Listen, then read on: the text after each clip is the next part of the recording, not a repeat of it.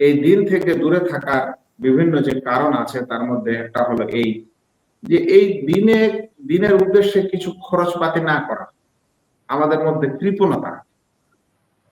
আজ এমনও কিছু সংস্থা পৃথিবীতে আছে ইসলাম ছাড়া অন্য ধর্মের, যেমন ধরেন খ্রিস্টান ধর্ম বা ইহুদিজম। তাদের কিছু এমন সংগঠন আছে যারা পৃথিবীব্যাপী কাজ করছে।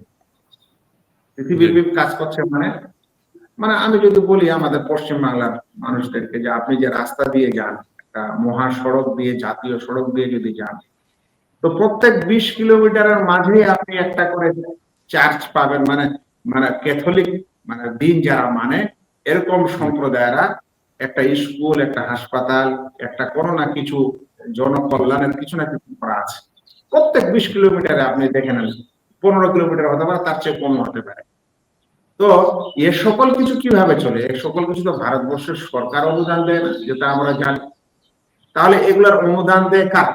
যারা ওই ধর্ম মানে, ওই ধর্ম অনুসরণ করে। তাহলে তারা তাদের ধর্মের জন্য এবং তাদের দিনের জন্য এত কিছু ব্যয় করে যে সারা জগতে তারা এরকম কিছু করতে পারছে।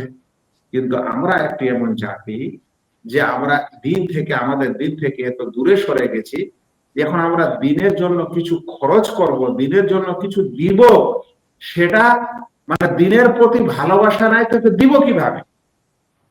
দিনের তো সম্পূর্ণ থেকে আমরা বিমুখ হয়ে গেছি। দিন থেকে যখন বিমুখ, তাহলে দিনের ভালোবাসা নাই এবং দিন আমাদেরকে সম্মানিত করতে পারে এটা আমাদের অন্তরে নাই, সেজন্য আমরা দিতে চাই না। আজ আজ মুসলিম সমাজের কাজকর্ম ধরে নেন একটা টেলিভিশনের চ্যানেলের মাধ্যমে হচ্ছে, তো সেই চ্যানেলটা তো আর এমনি চলবে না।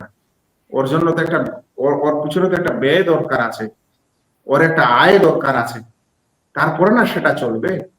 তো আর আর বিশেষ একজন মানুষের তো এত বড় একটা কাজ করতে পারে না।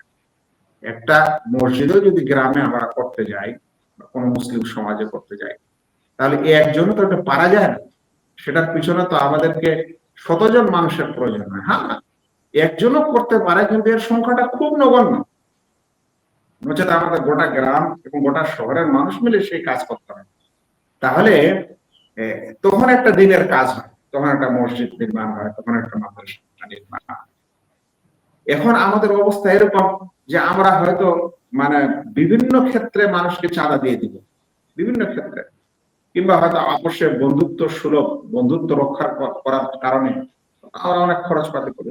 এখন যদি একজন বন্ধু কেউ আসে, তাহলে আমরা তাকে নিয়ে একটা চায়ের দোকানে, একটা আরো কিছু স্থানে হয়তো 100 টাকা খরচ করবো, কোনো ব্যাপার না।